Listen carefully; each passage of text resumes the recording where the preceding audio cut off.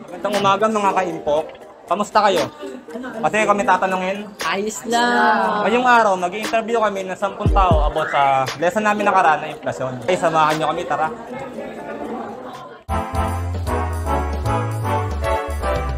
Guys, ito ang una namin i-interviewin. Ano po pangalan mo, kuya? Joshua Pepit po. Ito si Kuya Gian, ang pangalan natin i-interviewin. Rian. From 9 ano po? Malave. Ito si Ate Ashley, ang ika-4 nating i-interview. And ano pong pangalan nyo? Eliza Linaza. Aisha Hadhud from 9 Malave. I'm Rafaela Marie Camacho Valdez and I'm from 9 Pine. Axel. From 9. Malave. Hana. So, Kuya Joshua, ano ang una at huli mong pipiliin para makontrol ang paglaki ng presyo sa mga bilihin? Ang uunahin ko po is matutong mag-budget at tapos ang pangalawa ko naman pipiliin ay ang pag-i-invoke ng natirang baon po. Bakit ang una mong pipiliin ay pag-impok ng natirang baon? Kasi po, kailangan po nating magtira ng baon, for example, like money po, halimbawa. Kasi di ba dati po meron po tayong all talaga ng pasok. Kasi ngayon kasi merong set A, set B, dati kasi wala po yun. So, ngayon din po, kailangan natin magtira ng baon, for example, para sa kinabukasan at para din sa susunod na araw po. Very good, ang galing. Paano mo maipapaliwanag ang pangalawang mo napili? Kasi kailangan din natin matutong mag-budget, for example, sa ating pangangailangan. Halimbawa, sa paglalabas ka ng bahay, tapos bibili ka ng mga kailangan mo sa bahay. For example, sa mga pagkain din, lalo na sa palengke, halimbawa kung ito ba yung mas nakakabuting presyo ba? Kasi minsan kasi ibang presyo na sa atin, iba mahal sa palengke, pero yung iba dun sa labas, mura. Kaya mas piliin natin mag-budget na kung mas mura ba yun.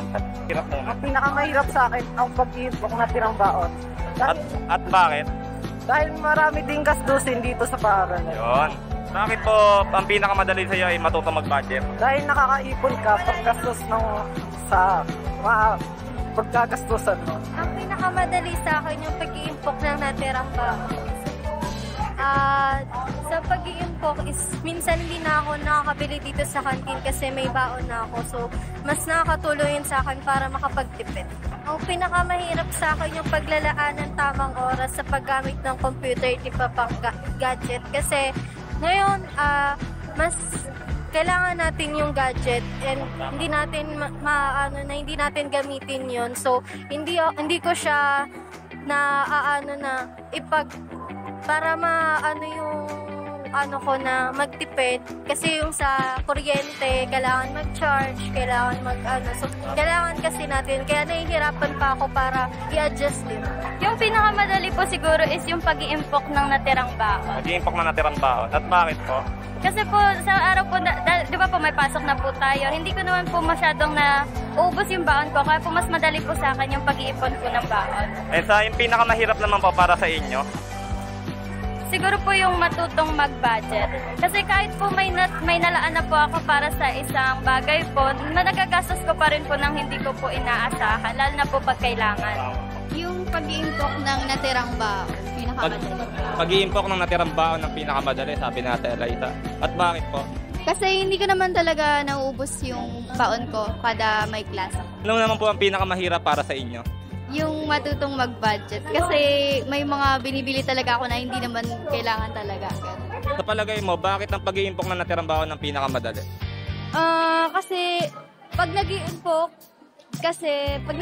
ka, hindi ka gagastos ng pera, which is nakakatulong para maiwasan ng inflasyon. Tsaka mas maganda rin kung yung na-impok mong pera is magagamit mo rin sa mga bagay na mas importante. Mas magagamit natin ng pangmatagalan. Yun, good answer po. Bakit naman sa palagay mo, ang pinakamahirap ay paglalaan ng tamang oras sa paggamit ng computer at iba pangbabad? Kasi bilang estudyante, alam naman natin na mas madalas yung paggamit natin ng gadgets and computer for assignments or media, like kailangan natin ng mga news. Actually, lahat na nandyan is the easy ways, maliban dun sa isasagot ko mamaya na mahirap. Pero ang pinakamadali dito for me is yung pag-aayos ng lumang gamit upang muling magamit. Why? Let's have an example. So yung given subject dito is students. Kaya doon tayo babase ng example. So yung what do students need? School supplies, right? The best example for that is notebook. Let's say na last school year, syempre last quarter, ganyan. You have notebook and matatapos na yung school year na may natitira ka pang page na di nasusulatan. Pwedeng half or less than doon yung di pa nagamit. Yung tira na yun is pwede mo pagsama-samahin to make a new improvised notebook. Sa panahon kasi ngayon, sa sobrang mahal na mga bilihin, mahirap mag-budget. Let's say na ang notebook is 50 pesos each. Kung meron tayong 8 subject, mga 400 plus na tayo nun. Yung notebook pa lang yun. Pero kapag gumawa ka ng improvise, malales or makakasave ka ng money. Yung pera na dapat ipambibili mo sa notebook, pwede mo nang ipambili ng other school supplies. Or i-save na lang. Kasi meron ka naman ng improvise kahit kalahati man lang ng 8 notebooks, 2 or kahit at least nakales pa rin and nakahelp ka sa parents or guardians mo sa gastos. I have my own opinion. You may agree with it or not. It doesn't matter. Alam naman nating lahat na mahirap mag-ipon. Huwag na tayo magplastikan, okay? Lalo sa panahon ngayon na ang baba ng pera, ang baba ng kita, like what I said, babase tayo sa given. Ang given is students. Ang students ay tayo. Wala naman tayong trabaho. Wala tayong extra source of income. Upang yung pera lang na hinahawakan natin is galing lang sa mga magulang natin. Yung tawag doon is baon. Binibigay ng mga magulang natin at ayun siya tawag ng baon, like what I said. Pero may sometimes na nagigipit or nagtitipid ang mga magulang natin. Yung binibigay nilang baon is kasya lang sa pagkain or even less, tinitipid or pangtawid gutom, di ba? Di ko sinasabi na huwag na tayo mag-ipon. Mahirap lang mag-ipon ng pera kung wala tayong pera. Thank you. Sa akin yung pinakamadali, pag-iimpok ng natirang baon. Kasi yung pag-iimpok ng natirang baon, pwede pa natin siyang magamit sa other na project. Like, sa AP, ganun. Ang pinakamahirap naman sa akin, matutong mag-budget. Kasi hindi ako marunong mag-budget sa sarili kong pera. Kasi more on foods ako. Hindi man ako materialistic na tao, pero mas marami ang nabibili ko na sa pagkain.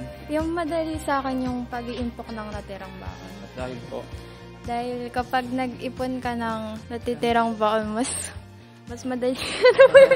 Pag nakaipon ka ng natirang baon mo, syempre mas madali kang makakasave. Kasi syempre hindi ka gagastos, like sa canteen, ganito iipunin mo lang. Pwede mo siya magastos sa ibang bagay. Like mga personal na gamit mo, na mga basta magagamit mo sa personal life mo. Then ano naman po yung pinakamahirap para sa inyo? Yung magsasaayos ng prioridad sa paggastos. Kasi, gastador kasi akong tao, hindi ako makapag-ipon promise. Like, kapag may bibigay sa akin na baon, gagastusin ko siya within one day, it's wala. Tapos lagi akong aya-ayan sa mga kaibigan ko, like, bibili kami dito, ganun. Kaya, hindi ako makapag-ayos ng, mga magagastos ko sa buwan. Yung pinakamadali po sa akin yung pag-iipok sa natirang baon. At bakit po? Kasi po pag nag-iipon ka po, mas madali ka pong makakabili ng bagay na gusto nyo pagka hindi nyo po ginagastos agad to.